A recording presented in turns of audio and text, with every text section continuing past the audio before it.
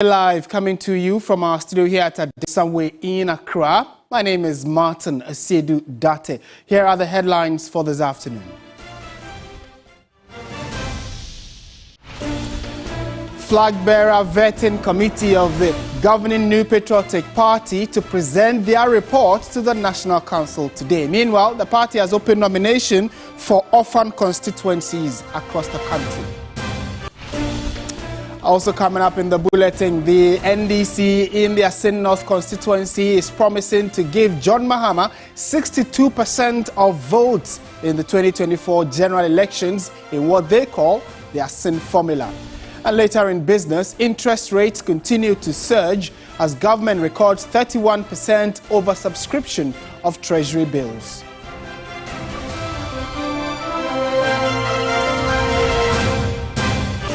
And on the international front, migrant boat from Senegal carrying 200 people is currently missing off the coast of the Canary Islands.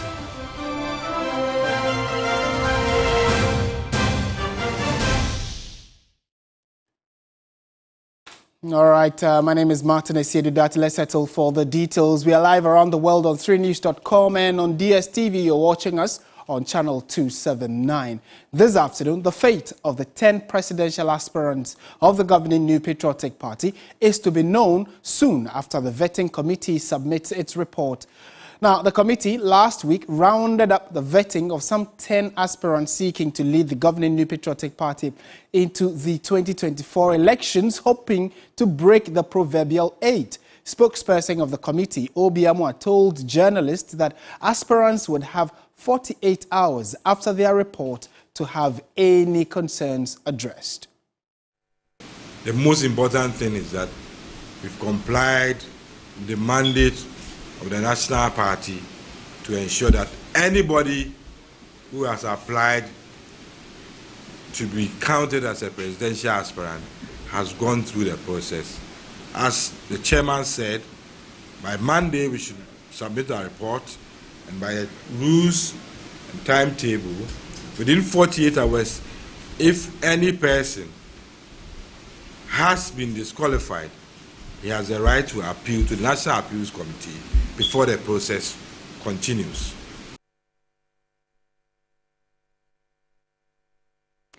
In other news, still in the NPP, the party on Tuesday will open nominations for parliamentary primaries in constituencies where the party has no parliamentary representation, also known as orphan constituencies.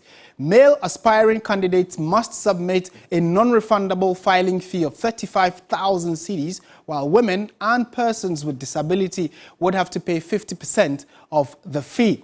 In a statement issued earlier by the General Secretary, Justin Frimpong Kodia, the party said that nominations will close on the 10th of August, with the election expected to be held from the 23rd of September to the 2nd of December 2023. So that's just by way of information coming in from the party head office. So let's look at some of the specifics in terms of what the party intends to do or roll out. So it says that nomination will open on the 11th of that's Tuesday, and then it will be closing on the 10th, which is August 10th. So you would have to pay attention to that. Election dates have been scheduled for the 23rd to the 2nd of December. 23rd September to 2nd December is when they will be ending. So this is going to be happening in the orphan constituencies, or constituencies where the NDC is holding, or constituencies where NPP doesn't have a member of parliament. So that's the information coming in from the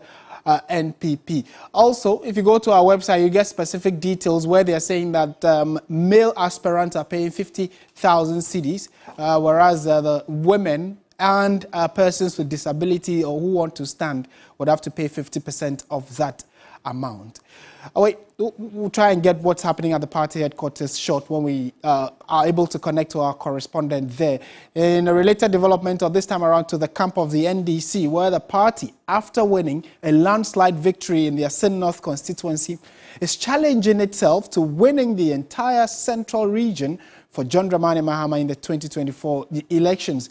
As a swing region, political watchers have tipped the Central Region, the Western and Greater Accra as the deciders of the 2024 elections. Speaking at the thank you rally for the party in the Asin North constituency, the regional chairman, Professor Richard Esiedu, hinted that his leadership will secure 62% of votes for John Mahama within the Asin constituency using what they call the Asin formula. Na teteno ana nkoti ayese Asin de MPP for dia sadia ni yechom tin ton time Asin a strong base of the NDC 2020 elections may promise His Excellency Semano 2 out of the 3 seats in Asin, but I can confirm that in 2024 we will not take less than 2 out of the 3 seats in Asin. And to me, my uncle Asin Central for say, Mogabi na otesono, also the president, our uncle, seat in a major, or Hana Metit in the day in the major voting. Now, Regent, Amedano no, Bessa share His Excellency. Ebose, hereby because of him. Ye will be a co-elections because of His Excellency. And ye man is NCFM da. Obia beka den enye de ejuma. Ni ejuma na say ye be wini na enum yam se aba NDC. Na enum yam se aka Ghana. Na enum yam se eyi ohia na de na efio. It is a promise His Excellency said. And ye launch the agenda 20 seats for NDC in Central Region. Na mate say me colleague na ofi super Central Region also ofi Asin ya na oya ya no mon party no wo say wo hro ni say omotew onya motew ya train ni jeso ya ntin nka biom region chairman ofi MPP so ofi Asin ha on to me yan o ya kana say oposo me jina nka say bi on to me nkasa anti presidential ya ma Excellency ada ya discussion meeting no ya ma Excellency 62%. Yabe mano. Yade mano. All right, so just a brief transliteration of what he's been saying in the local language. He says, 1, the NDC in the entire central region, which is known as a swing region, is going to ensure that they work to get the NDC to win that region. He is promising to make sure that he mobilizes people to give the NDC 62% of the wins there. Also, within the specific Asin area, now Asin has 3 constituencies. Now they already have the Asin North constituency, James Echikwesi. He says that of the 3, he will ensure that the NDC wins 2 of that. He went on further to say that Kenny Japong, who is the MP for Asin Central, if he wants to go for presidency or wants to be a presidential candidate of the NPP, that's fine, he should go. But the seat of the Asin North parliamentary, he's going to snatch it for the NDC. So that and many more is what the Central Regional Chair of the NDC said in that thank you rally where the the entire NDC leadership were there. You could see that the president, former President John Mahama himself, who's currently the leader of the NDC, was there and also had a number of things to say. But basically, they are just saying that they are hoping to win the swing region for the NDC. Let's now move from the Central to the Volta region, where heavy floods that occurred in the region, specifically the capital, Ho, on Saturday, the 8th of July, has been blamed on illegal structures on waterways. Saturday, heavy rains destroyed homes and offices in the Volta regional capital, and the rains started around 3:30 in the afternoon and lasted for about 4 hours. This is a heavy rain. You could tell on your screens from what you're seeing that there was quite a flood that we're told that it was as a result of the waters not being able to be submerged. So some of the affected areas were Ho Bankwe, Ho Polyclinic, the SDA, and the powerhouse. Let's speak to Ivy Amauga, who is the Volta Regional Director of the National Disaster Management Organization, NADMO. She's joined us via phone. Ivy, good afternoon. Thank you for joining us. Good afternoon. What can you tell us in terms of the current flood waters and in some of the affected areas? Have these waters receded now? Good afternoon to your viewers. Thank you very much. The waters have receded. As of yesterday, when we went round, most parts have receded a great deal. So the waters have receded, and we're able to see the real cost of what we experienced on Saturday. And this is quite unusual, is it? I mean, we've not heard of the Volta region, or even specifically Ho, recording this kind of flooding. What do you think may have caused this kind of flooding? Is this the first time you are seeing something like this? Yes, this is very unusual. Even though Ho, Banque, the civic center area, have been experiencing some flood, this Saturday flood was exceptionally worrisome because we were actually overwhelmed with what happened on Saturday. And we going around, a team from the assembly being led by the municipal chief executive, and then myself and my team from the regional office and the municipal NADMO were on grounds yesterday. And there were some of the causes were engineering problems. There are some engineering work that must be done on the drainage system that we have there. And then some people have unauthorized structures on waterway blocking the free flow of the water, and indiscriminate throwing of waste into the drains is also part of one of the costs. All right, so two final questions before I let you go. So I'm sure as Ho, which is now known as the lungs of Ghana, where you have the cleanest air, didn't the authorities see this coming when people were building and putting these structures in the waterways? Could that not have been prevented? Yes, that's a good question. And over the years, NADMO has been pointing out some of these structures.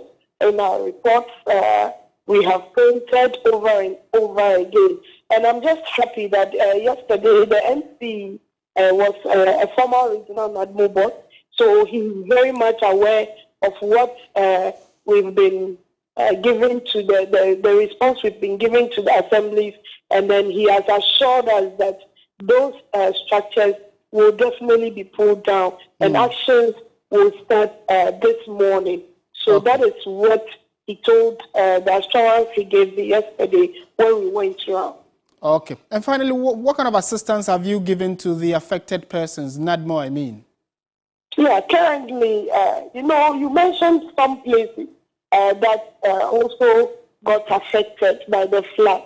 So my men are on ground still collating the figures so as not to leave out any victim, and so that whatever relief or help will be given to the victims will go to the victims themselves and not just anybody who lives in the area. So for now, they are still on ground collating the data. And those that wanted to undertake some cleanup exercise who requested for some machines, like the chainsaw machines, I've spoken with my storekeeper. They want to pick it from the store, so we are just waiting for them to come and pick it up and go and use. After that, they return it back to NADMO. So currently, we've not issued any relief because we just don't want it to go into any wrong hands. We want to make sure that the real victims receive whatever that will be done. But I also use this medium to appeal to well-meaning Ghanaians, because what we are saying, we are going to get very huge numbers. So well-meaning Ghanaians who are willing to assist us can contact NADMO, and we see how best to help our people during this difficult time. Right. Ivy, thank you so much for your time. We wish you and the team well as you look for assistance for those who've been affected by the floods. Ivy Amewuga is the Volta Regional Director of the NADMO. And I mean, for those of you who are watching us from the Volta region, do let us know what kind of impact or effect these flood waters have had on your business and livelihood. We'll be happy to let the world know about it. Away from that, let's come to the Greater Accra region, where the Greater Accra Regional Hospital is using virtual and augmented reality systems to help surgeons prepare for complex neurosurgical procedures. Portia Gabor reports on how neurosurgeons at the hospital are using 3D technology to simulate surgery before stepping into the operating room. Do you like that house? I am currently in a different world, a world of virtual reality where I am in a computer-generated environment with views and objects that appear to be real, immersing me in my newfound surrounding. This technology, which is used to play games and explore Facebook's metaverse, among others, has come to impact the medical field not only in developed countries but also in Ghana. I think it's your right a little bit. Yeah. Here at the Greater Accra Regional Hospital, it's a novelty for the medical center to have augmented and virtual reality systems to aid neurosurgeons. So this is something we actually want to introduce into our learning process in the country because this is the future of medicine. Matthew and Patience have a relative about to undergo a complex surgery to remove a brain tumor. Amid fears and anxiety, Professor Samuel Kaba allows them to enter the world of virtual reality to understand their relative's condition. So we play with it, we can rotate it, we have the chance to look at it from different angles and everything. It's so great. It's a different world altogether. I saw things in a different way from a distance but closer to me, and I could see a brain in there. Seeing the scans, the tumor looks a little bit smaller, but with this you see it's very big, it's very clear, and I'm sure it will help the doctors to know what to do better. Normally when you do an X-ray or CT scan or MRI, you have a 2D in front of you. You can't actually see behind it. But this one you can see behind, you can see from top, bottom, up, down. So we think it's extremely important for that. And it's extremely good for patient care. It actually ups the quality of care we give to our patient. CT and MRI scans are put into a 3D model that can be analyzed and manipulated. The VR headset allows interaction with the patient's anatomy by being able to see and manipulate a 360-degree virtual reconstruction. It's the day of surgery. To hold it, okay? Yes. And turn it anyhow. It's a complex surgery due to the size of the tumor and takes over 8 hours. You want this view? When the going gets tough at a certain point, virtual and augmented reality come in handy to aid the team of medical professionals. Okay, go to the next after this one. The other, come to that one. Exactly the position in which we are now. The Greater Accra Regional Hospital is using patient-specific 3D virtual reality technology for direct patient engagement. Through this technology, surgeons can practice the procedure using images of the actual patient, allowing them to map out the exact path they will take during the surgery. Especially for ENT, we work in a complex area, base of skull, lateral base of skull, and anterior base of skull. So it will be very helpful in teaching and then decreasing accidents in surgery. It is hoped that this will translate into an improvement in the quality of life of patients in developing countries. Portia Gabor, TV3 News, Greater Accra Regional Hospital, Accra. Right, so we're going back to the NPP, to find out exactly what's been happening. My colleague Christian Yali has been monitoring activities at the party headquarters to find out whether the report of the vetting committee has finally been submitted. You would know by now that 10 different individuals have thrown in their hat to want to lead the party. So if we have Christian on the line. Christian, good afternoon. Thank you for joining us. First of all, what can you report? Are there any activities happening at the party headquarters? All right, Martin. So as of now, it's almost an empty place.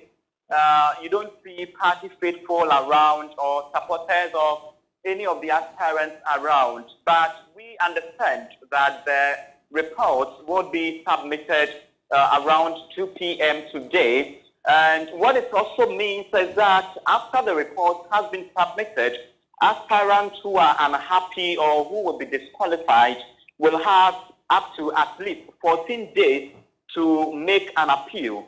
And then the party has reassured over and over again that it is equally committed by going by its timetable. So within that 14 days, if you are an aspirant and you end up being disqualified, you have the chance to make an appeal. You remember earlier there were some allegations and rumors that some of the aspirants said they were, not treated fairly, or there were some preferential treatment here and there. That is something that the spokesperson to the committee, Osei-Bonsu, Obi Amua, has refuted. And according to him, the vetting committee stuck to its mandate of ensuring that only qualified aspirants progress to the next stage of the process. So it wasn't like anyone has been, given a preferential treatment or been treated unfairly. Now, again, if it turns out that after the vetting report is submitted and we have more than 5 of the 10 qualified for the next stage, then it means that it becomes mandatory for the party to hold a special delegate conference with some 900 delegates to trim down the number to 5, who would finally go into the main contest on November 4 for one of them to be chosen as the flag bearer for the party going into the 2024 elections. Already we have, heard and seen issues about salvos and jabs and what have you, that some of the, aspirants have been trading against one another. So we are keenly waiting for the vetting, results to be, or reports to be submitted, and then we can take it up from there. Then we'll try as much as possible to get some responses from officials to also know that whether there are going to be some hints that we'll get to know. We wait to see, Martin. Right. Christian, thank you so much for that report from the party headquarters. So, the party is looking to cut the 10 to 5, like Christian indicated. And out of that 5, we, your Election Command Center, know the top 3. Should I tell you? Maybe that and many more will be in our subsequent bulletins. But clearly, out of that top 10, out of the 10, cut to 5, the leadership will choose. If the vetting committee fails to whittle the number down to 5, then the delegates would have to decide. Will they do the delegates, good by not letting them have to all gather to take that decision by cutting it down to less than 5? We'll find out after the report is submitted. And as your Election Command Center, keep you posted on how all of this plays out. Well, away from that, let's go to Parliament, because it is a bill that has traveled a path of uncertainty, criticism, and a lot more after the House had unanimously adopted the report on the bill championed by the MP for the Asante Achim North, Andy Apiakubi. The second Deputy Speaker, Andrew Esiama, gave time to members to contribute to the bill last week, but it wasn't all rosy. Noble Crosby Annan has more on the anti-LGBTQ bill, and he puts it in this report. And if in response to that I say he is mad, it is only a madman who will refer to his colleague in this house as a practitioner of LGBTQ. When you haven't seen me having sexual intercourse with your wife or your daughter or your mother. A heated clash over the controversial anti-LGBTQ+ bill. Outspoken Member of Parliament for Ablekuma West, Eslo Usukufu, clashed with the MP for Tamale Central, Ibrahim Murtala Mohammed, on the floor of the House over unsavory comments on the Human Sexual Rights and Ghanaian Family Values Bill 2021 at the second reading of the bill. Ibrahim Murtala Mohammed denies making those comments. Before God and man, wallahi, I never said she's a practitioner. Never. You never said that? I never used the word practitioner. And I think it must be made very clear. You know me, I have never denied statements I have made. even when I make statements that people consider to be a statement that will create problems, I'll always stand by my statement. But the shocker was the vulgar with which he ranted.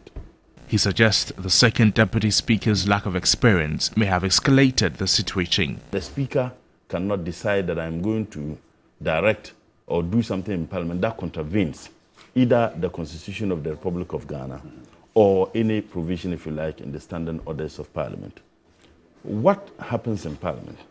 If any statement is made off the mic, that statement is deemed not to be made on the floor of parliament. If it was Honorable Bagbin or Honorable Jose Wusu, because of their long experience in parliament, there was no way they were going to even give attention to this, because they would have known clearly that if you make a statement off the mic, it is deemed not to be made on the floor of parliament. That's the first statement. For political commentator and private legal practitioner Martin Kpebu, the conversation over LGBTQ+ and human rights can be fine-tuned if LGBTQ+ practitioners declare their stance openly. If the LGBT community would come out, then we can have a proper debate to help the whole discourse. Now they are hiding in their closets, and the debate is one way. So naturally, you won't get the best. They have to come out, because if they were to come out, then we would see them. Ghana Police Service said, look, they will protect them, because as I've said, if somebody says he's gay, yes, you can't use any law to say you are changing the person from being gay. No. According to the Tamale Central MP, advocacy for the practice of LGBTQ+ activities has been on the rise. In other news this afternoon, drivers who ply the main border to Asankregua Road in the western region have begun a month-long demonstration to register their anger over the poor nature of the stretch.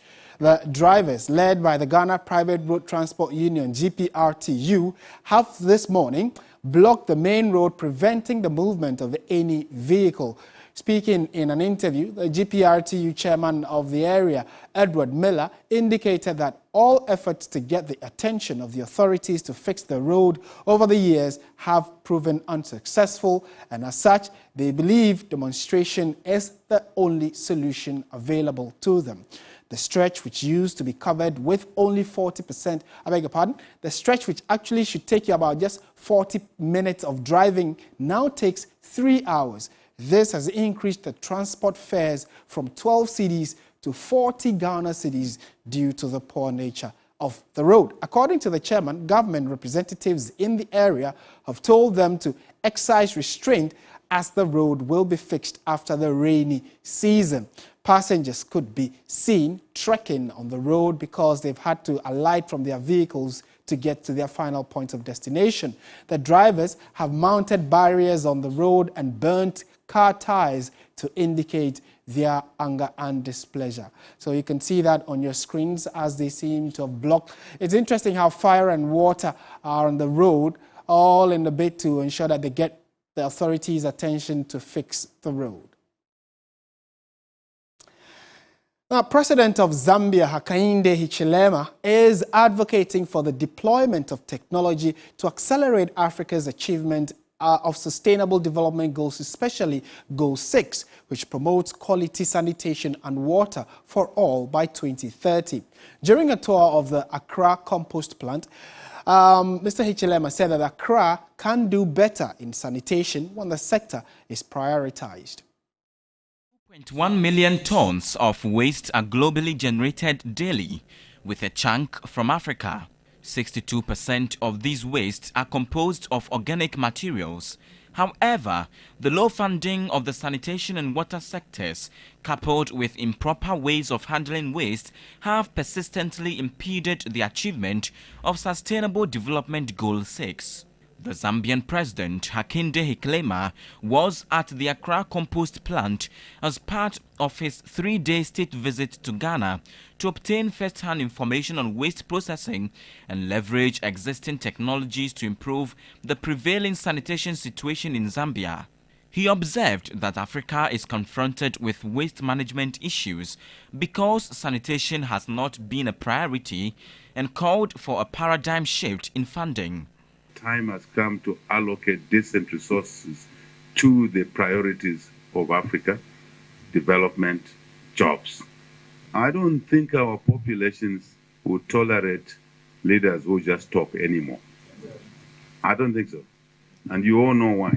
Because the population is young, it's energetic, it's fragile, it's impatient. The Zambian president also advocated for African leaders to create opportunities in the sanitation and water sectors to attract investment and create wealth for the citizens.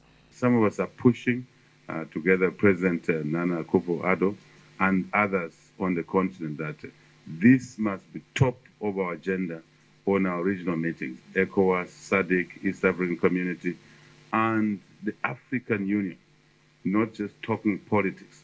We must talk politics, but really driven by business and opportunities for our people. So I wanted to record this to you so you understand that you don't now have to persuade us in order to create space for joint ventures between Ghanaians and Zambians. Hosting the delegation, the chairman of the Jospon Group, Joseph Siao Ejapon, indicated his preparedness to contribute to addressing the sanitation situation in Zambia. In Africa, waste is the last thing that we consider in our budgeting, in our planning. Whereas America or Europe take it as number one, as environment. That is why they concentrate on tourism. We humbly want to assure you that if we are given the chance, we will convert this to something like this for you.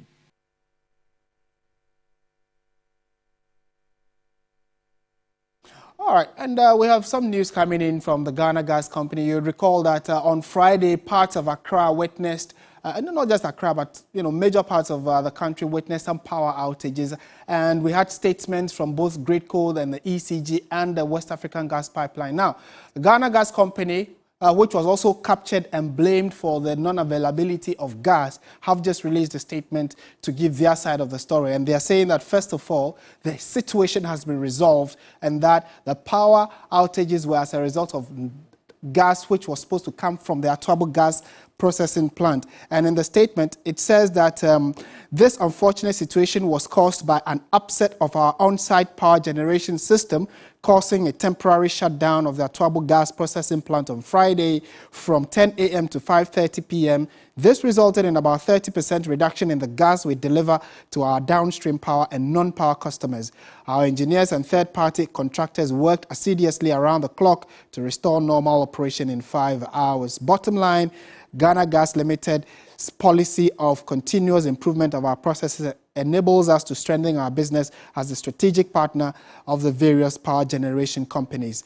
We deeply regret any inconvenience suffered by our cherished consumers. So, at least finally, some resolution has been brought to that back and forth that we all witnessed or followed in the news between Ghana Gas and then also WAPCO, Great Coal and ECG. You're watching Midday Live on TV3. Go to our website, 3news.com. That's where we have many more stories for you. But stay with us. After this break, business, sports, entertainment, all coming up.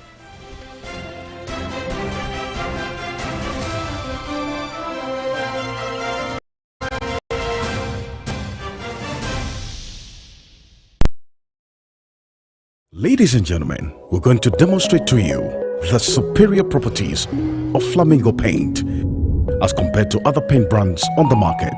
We take equal quantities of Flamingo paint and this ordinary paint. We then dilute them with water. And now, let the test begin. The gentleman on the left is going to apply the ordinary paint and the gentleman on my right will use the Flamingo superior paint. As you can clearly see, Flamingo has the obvious better hiding. Furthermore, Flamingo has painted a much larger area. You know, one bucket of Flamingo paint is equal to several buckets of any other paint brand on the market. Flamingo paint is made with superior formulation to give superior durability, superior hiding, superior coverage. Flamingo paint, simply superior. Everybody knows Acrobato. And if you know Acrobato, it means you know M-Punch Homeopathic Clinic. M-Punch Homeopathic Clinic is my pillar. Let's hear what others are saying about M-Punch homeopathic clinic. Who be careful airport one? Pa. Just na me ankasa me period na say problems wom. Ntina ma wo ho idea ma me. Papa just na nya asem ketewa. Na me coin point no, mo hwe me modem no mo hwe bibia na so mo meduro. Mo meduro me fire no. Ene ma won kra me nu. Foforo kwa na mkwan mu a eba. And everything yourself. Me ma me no adwodwo eda ho a wontumi nante. And then no end point. Omama no nura and then the white dear wetimi asori anante. That's end point for you. Hello. Hey, what chair? Okay. A free bra would the end point what dance. I'm a choir no. Me just say my name Koye and pass on my name and imagine Sabema. Now me be here for the hard in You heard everything. I have secret. End point is my secret. End point homeopathic clinic. I'm free. Franco Trading Enterprise is your leading mobile phone, accessories, and your electronic retail outlet. You can buy any item online at the comfort of your home from Franco Trading Enterprise. Just download the Franco Trading app on Google Play Store or App Store, or visit our website at www.francotrading.com. You can buy all brands of mobile phones, television, air conditioning, home theaters, and any other accessories. For online purchasing and more enquiries, just call us on 0501 502 670. Franco Trading Enterprise. We are still the home of quality mobile phones and accessories. 10 valiant men, all poised to battle for their bragging right. Old wine, say, improves as time goes on. The stars have aligned for us in this moment. Our time is now.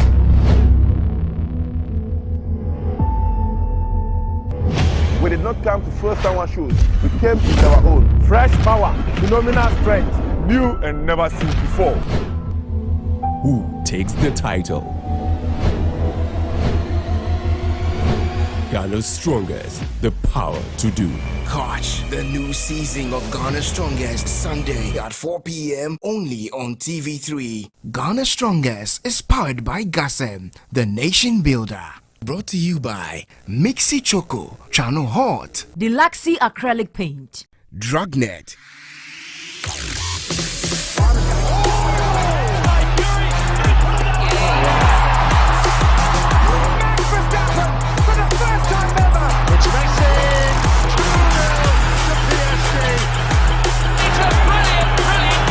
Cristiano Ronaldo continues his record.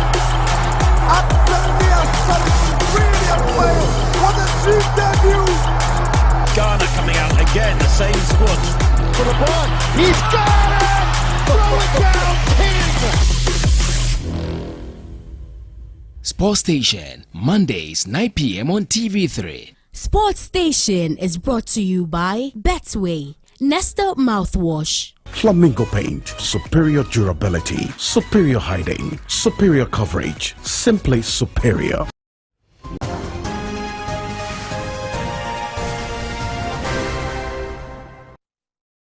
Time now for business. Menu Afol is with us. Hello, Menu. Hi, Martin. I hope you had a good weekend. Definitely. Oh, yeah? All right, so let's know what's in the All business. right, thank you very much. Welcome to the business segment with me, Menu Afol. Now, we'll start off with Treasury bills because after weeks of under-subscription, government's Treasury bills auction last week was oversubscribed with a chunk of the bids from the 91-day Treasury bill. Interest rates, however, continue to soar. Interest rates for the 91-day bill increased to 24.39% from 23.95%. The 182-day bill soared to 26.02% from 25.79%, and the 364-day bill stands at 29.64%. Government targeted to raise 1.75 billion cedis in the last Friday's auction, but accepted bids worth 1.97 billion. That's about 404.94 cedis million more than the targeted amount. Bids worth 1.54 billion cedis were accepted for the 91-day bill out of the 1.63 billion cedis bids that were tendered. All bids tendered for the 182-day and 364-day bills were accepted. The 182-day bill realized 297.63 million cedis and the 364-day bill 137.89 million cedis.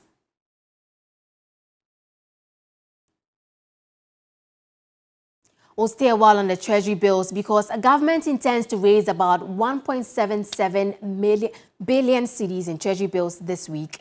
But Courage Boti of GCB Capital has predicted another oversubscription, adding that yields continue to rise due to uncertainties around government's intended second round of the domestic debt exchange program. The target for this week is relatively lower. They are seeking to issue 1.77 billion.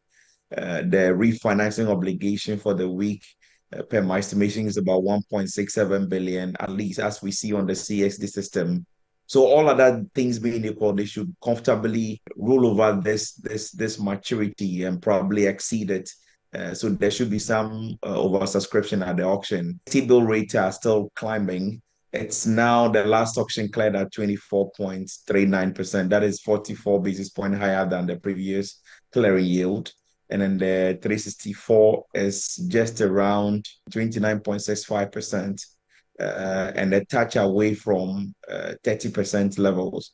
The reason I believe they are increasing at this maybe rather faster pace in the last few weeks is government is trying to do a second round of the DEP, cocoa bills targeted, domestic dollar bonds targeted, and a number of others really. Now that leaves the multi-million question: is T-bills necessarily exempted? Because even the exempted pensions holding of over 29 billion is now being negotiated to be brought back into the conversation really. So there is that uncertainty in the minds of investors as to whether exemption of T-bills exactly means exemption, or sometime in the future we may come back to look at it if the debt metrics are not exactly improving. Away from that, fuel pump prices could escalate if the Bank of Ghana heeds to the call by the International Monetary Fund to suspend its targeted dollar support to bulk oil distributing companies. That's according to energy strategist and chief executive of Eureka, Dr. Yusuf Sulemana. The Bretton Woods institution made this recommendation as part of measures to safeguard the value of the cedi, ensuring financial stability and shoring up external reserve under the fund program. But speaking to 3 Business, Dr. Sulemana said the sale of the forex to BDCs is a need-based support. Bank of Ghana is supporting these BDCs not by virtue of the fact that they just have the dollar to spare. It's a need-based support, and they know the repercussions. Assuming Bank of Ghana is to pull out completely, then we might not be able to arrest our pump prices. And I'm saying that because we need a huge amount of money, from $350 to $400 million on a monthly basis to be able to get these finished products into the country. That is very huge. And so for Bank of Ghana to even contribute 120 in support of that, it's still going to be a little bit of challenge, because it means that the rest of, the 300 to 250, they have to source it out externally. And this dollar supply demand is a huge market. Once you have a bit of constraint, then the prices could go up. I mean, the exchange rate could go up. So clearly, the exchange rate dynamics plays a major role in what the consumer pays at the pump, in addition to the taxes and what the commodity sells in the international space. And that's how we wrap up business segments here on Midday Live. My name is Menua Fodu. Stay with us. We have more news coming up after the break.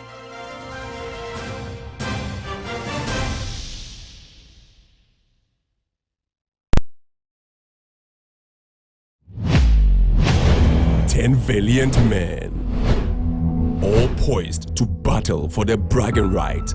Old wine is say improves as time goes on. The stars have aligned for us in this moment. Our time is now.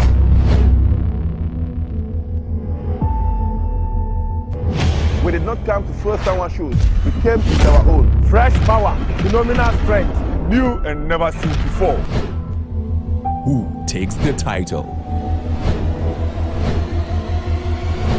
Ghana's Strongest, the power to do. Catch the new season of Ghana's Strongest Sunday at 4 p.m. only on TV3. Ghana's Strongest is powered by Gasem, the nation builder. Brought to you by Mixi Choco, Channel Hot, Deluxy Acrylic Paint, Drugnet.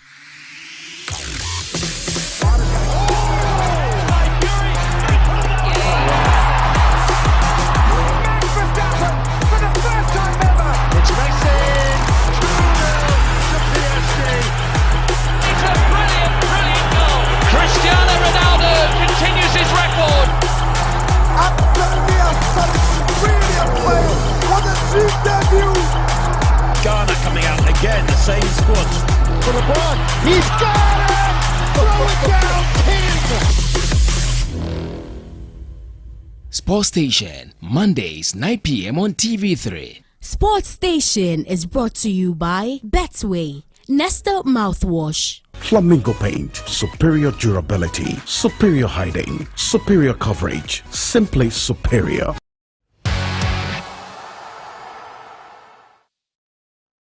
Welcome back to Midday Live. Let's do sports now. Yeah, Fosulabe is with us. Yeah, we know the GFA's Congress is underway. Yeah, it's still happening at the moment. But the major highlights, though, is that Ashanti Gold no longer a football club. They have been suspended indefinitely. I mean, yeah, the club as well as the managers of the club as well. You know, they don't have any business with football in this country. And that's what Congress has debated and decided on.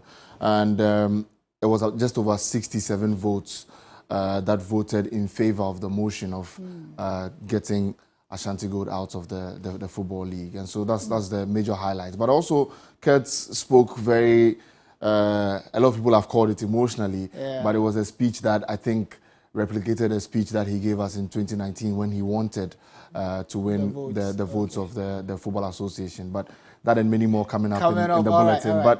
But to our first story, let's take you to the 29th session of the Ghana Football Association's Congress, where President Keto Kreku in his speech called for unity among stakeholders of Ghana football. Now, he believes that unity will solidify the brand he is trying to build. It's to show respect to club owners like your good selves, because you deserve the truth.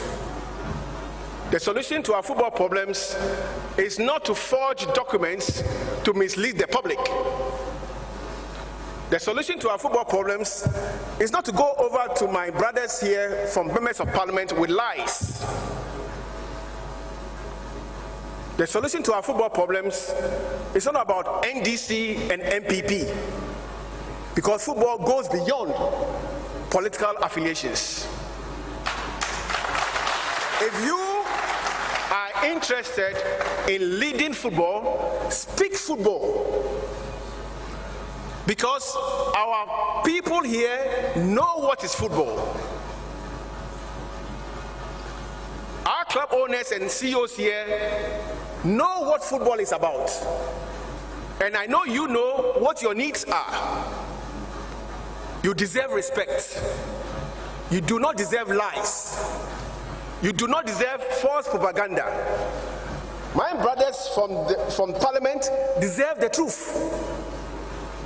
If you go to them and say, Kurt is MPP, Kurt is NDC, that is not the truth. That's not what they want to hear. They want to hear the problems of football, how football can be made better, and how we can collectively earn from our investments. I am humbled by the opportunity to serve all of you.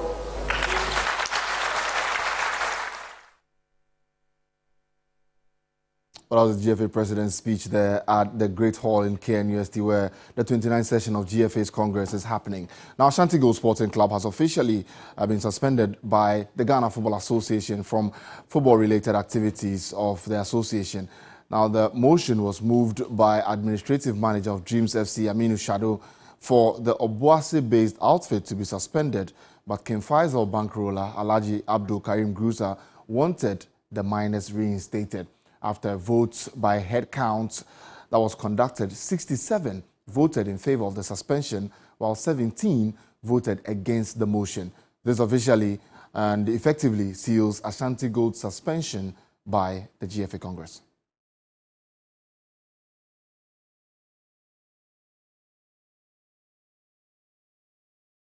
Well, that's all the sports here on Midday Live on TV3. My name is Yao Fosulabe. Entertainment News is up next.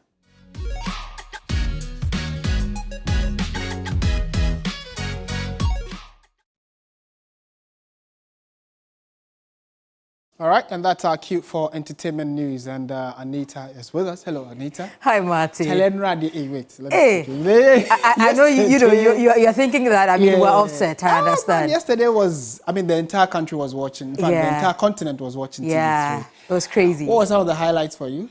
My highlights will be the announcement. I mean, the tension. I felt like, okay, I wasn't really, you know, emotionally invested in this. Then the finale all of really, a sudden, I'm like, everybody okay, I don't know who is winning, but I was really excited for Grace and Bebelino. It felt like a telenovela kind of love. From nowhere, two rivals now loving each other. I know, right? Very beautiful. 50,000 Ghana cedis. That money, I'm interested. That 20,000, they should have, you know, wired it to me. All right, give us details. All right, my name is Anita Ikia Ekufu, and after an exhilarating and emotional 9-week journey, Bebelino and Grace emerged winners of the first ever Perfect Match Extra reality show. And right after the big announcement, the couple made, you know, an opening up about their relationship and the future they envision together.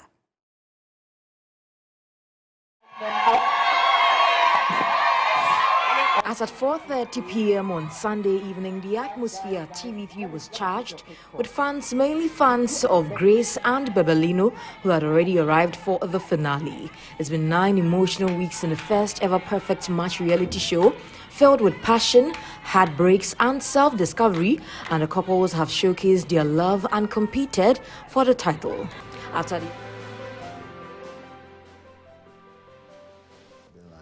And officially becoming our 3rd place winners, or as we like to say, the 2nd runner-up. Etonam and Loveling. After the eviction of Loveling and Etonam on the night, the ultimate spot was open to Kubela and Grelino. Spicing up the show were performances from Maya Blue, Famille, and the ever-versatile Camido. You know I'm not just trying to get laid, cause I know some kind chicks do it for the fight.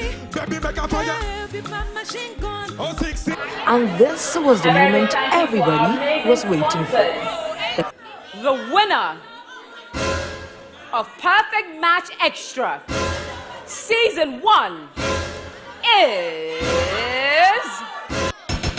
Bebelino and Grace!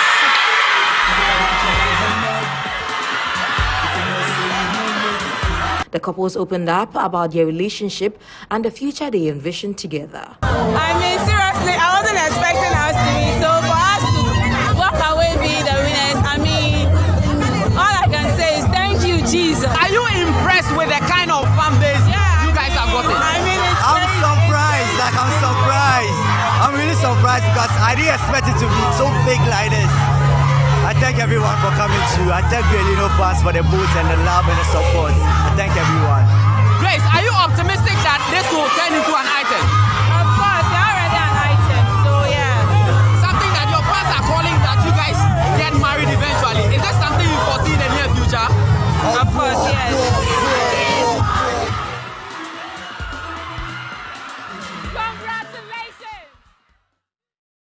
Wow, yesterday was so much fun and excitement, and big congratulations going out to Grace and Bebelino. But still on Perfect Match Extra, scores of Grace and Bebelino fans showed up on the forecourt of TV3 at the final showdown of Perfect Match Extra, and the announcement of their win was received with excitement by the charged fans who had gathered outside. Some shared the excitement with We Entertainment moments after the event came to a close.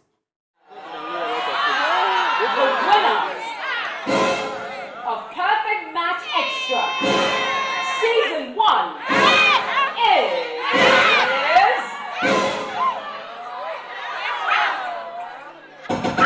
Bebelino and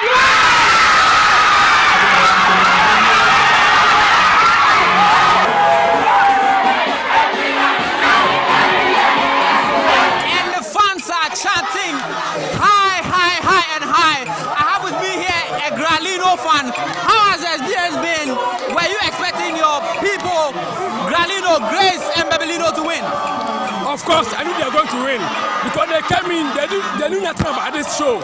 But they came and stretched with their partners. But today, we got to know that indeed they are very prepared to win. I knew that we were going to win.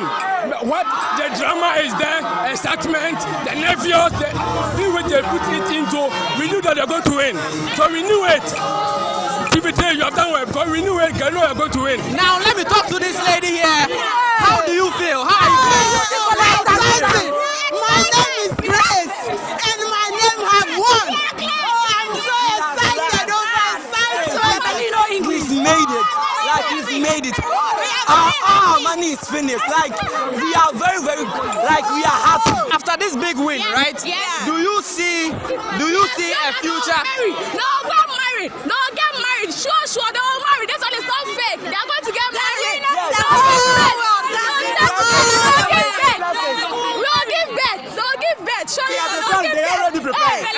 I would say, I'll use one word, exciting.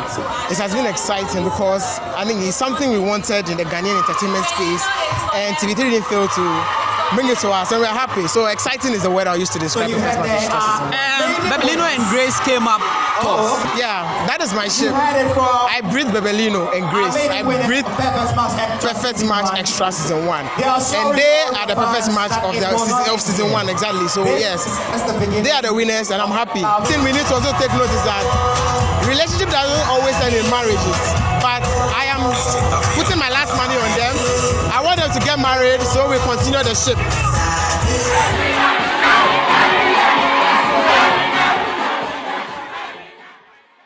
Well, we're all looking forward to that ultimate union. Well, my name is Anita Ikia Kufu, and that'll be all for the Entertainment News segment. Have a good afternoon. Up next is international news. Spanish rescuers are searching waters off the Canary Islands for a boat carrying at least 200 African migrants who went missing more than a week ago. The aid group Walking Borders says the fishing boat sailed from Kafountine, a coastal town in southern Senegal that is roughly 1,700 kilometers from Tenerife. The group says many children are on board, Spain's IFI news agency reports. 2 similar boats carrying dozens more people are also said to be missing. Spain's Maritime Rescue Service told IFI that a plane had joined the search. The boat with 200 people on board left Kafountine on 27 June, heading for the Canary Islands. Health authorities in South Africa are urging residents of the province of Gauteng to be vigilant about the liquids they consume as a death toll from a winter outbreak of cholera rises to nearly 50. Unions and community groups have demanded more government intervention to improve water quality. Most of the deaths over the last weeks have occurred in the Hammanskraal area, where residents say they've battled for weeks for access to clean water, but there have been cases across the country. In many areas, tap water is unsafe and people are forced to rely on government tankers. And that's how we bring the bulletin to an end. Thank you very much for watching. Our website, 3news.com, has many more stories for you. My name is Martin Sedudatim. Have a good afternoon, and as always, stay positive. Bye.